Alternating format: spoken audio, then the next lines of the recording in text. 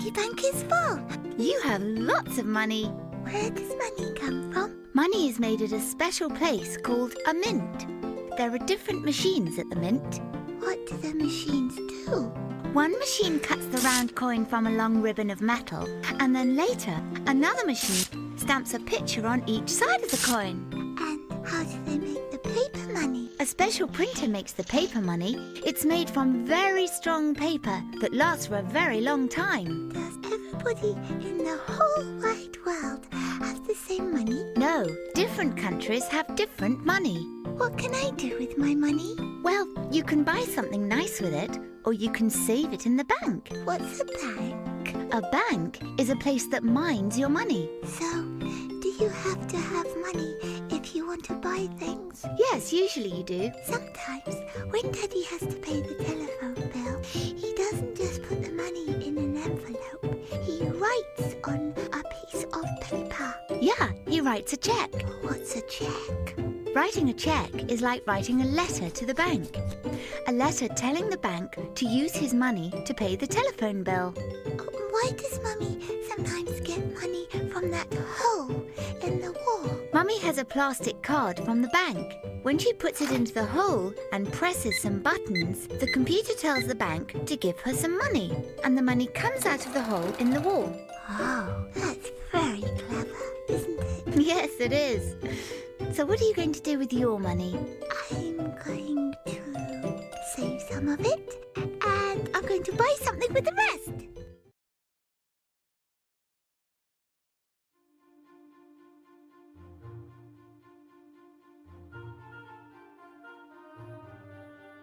Hello, George. Do you remember a few hundred years back the big debate in Congress about creating a central bank? Why, I remember that very well. I was president at that time. This gentleman on my left had a pretty strong opinion on the subject of a central bank. The Secretary of the Treasury, Alexander Hamilton, stated that the United States needed a strong central bank in order to build confidence from international investors.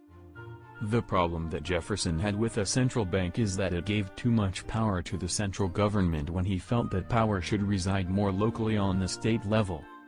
Another issue was that the investment capital would be benefiting the northern states due to industrialization compared to the southern agrarian economy. Jefferson was so upset when I approved Alexander Hamilton's plan for the first central bank.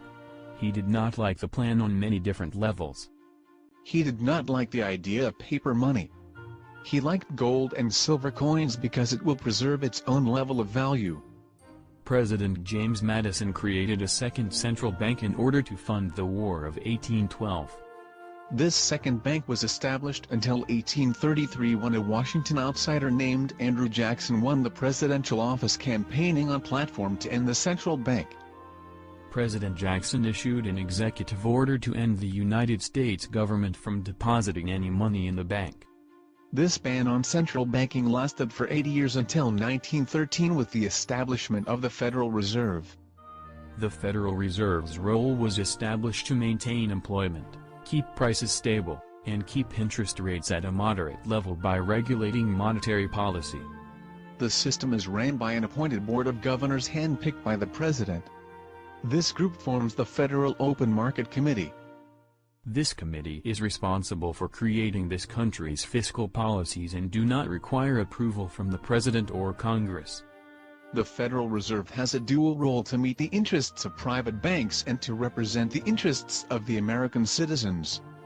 This continues to be the basic structure of our central banking system that we live under today.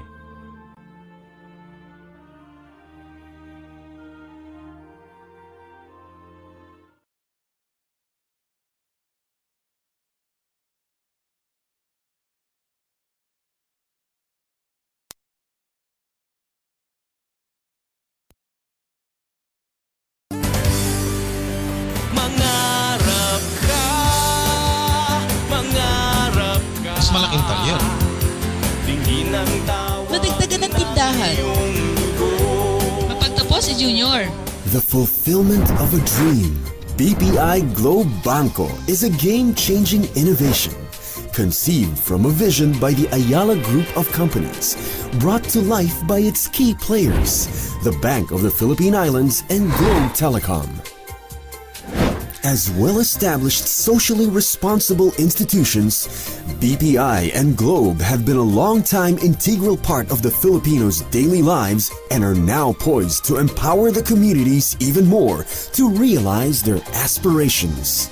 BPI Globe Banco is a strategic collaboration between two great service-oriented institutions mandated to empower the Filipino micro-entrepreneur by providing access to much-needed funding. Layunin din ito na matulungan ang microfinance institutions or MFIs in terms of capacity building in order to reach out to more people at the base of the pyramid.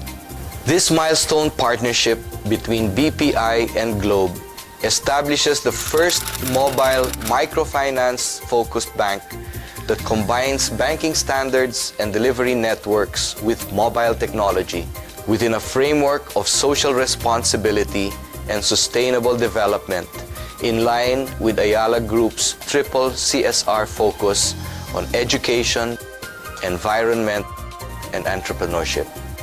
BPI brings to the table award-winning retail banking expertise coupled with Globe's GCash technology that simplifies loan disbursements and breaks geographical and security barriers often faced by MFIs. Banco looks forward to changing the microfinance game and promises to come up with affordable and accessible financial products and services para sa ikauunlad ng mga komunidad sa buong bansa.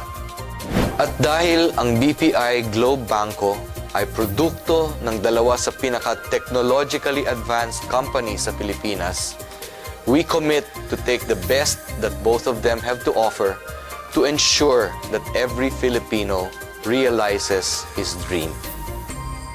Pangarap ng Globe na abutin ng bawat Pilipino at tulungan siyang matupad ang kanyang mga ambisyon. Dahil sa mga customer-centric products and services ng Globe, mas madali na for consumers to go about their daily lives and get things done. BPI Globe Banco is a major realization of this vision. What's more exciting is that every Globe and TM customer can now access financial services through his mobile phone and GCash, which is Globe's digital mobile wallet technology. BPI has been quietly involved in microfinancing since 1989. Over the past 10 years, we have stepped up our presence to the point where we lend almost 1 billion pesos in wholesale financing to about 20 microfinance institutions who in turn lend to about 200,000 microfinance industries. Through BPI Globe's Banco, what we expect to do is to reach an even wider population, provide them with training and advice, and have the ability to cater to whatever microfinance needs they have.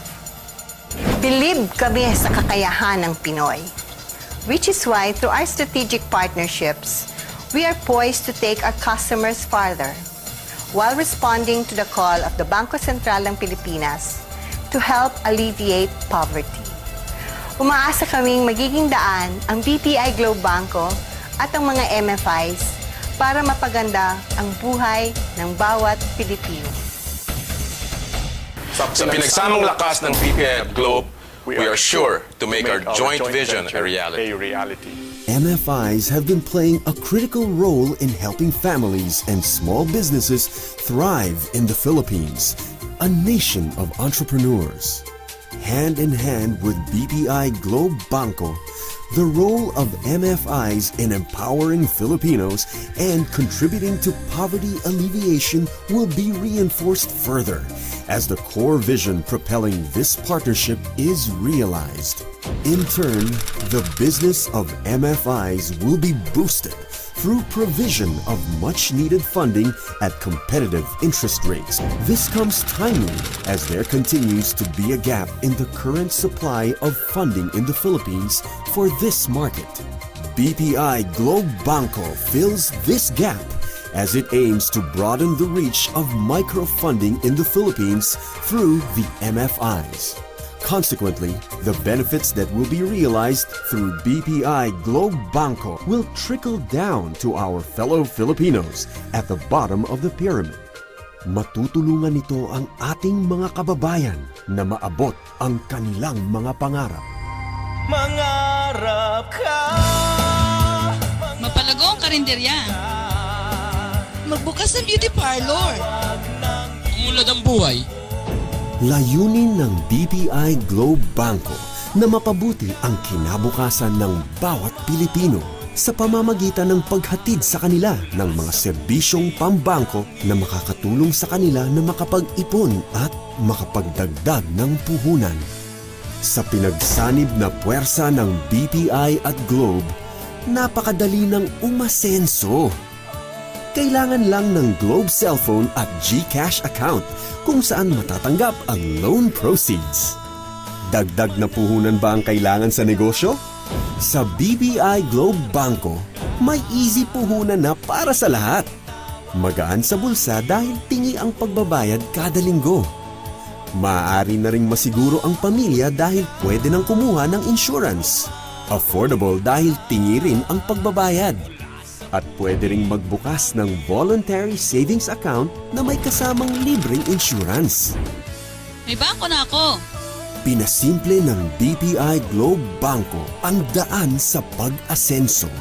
Ang microloan, microdeposit at microinsurance ay abot kamay na ng bawat Pilipino. Di na malayong matupad ang mga pangarap natin dahil sa BPI Globe Banco. Sa BPI Globe Banco, bilib kami sa inyo.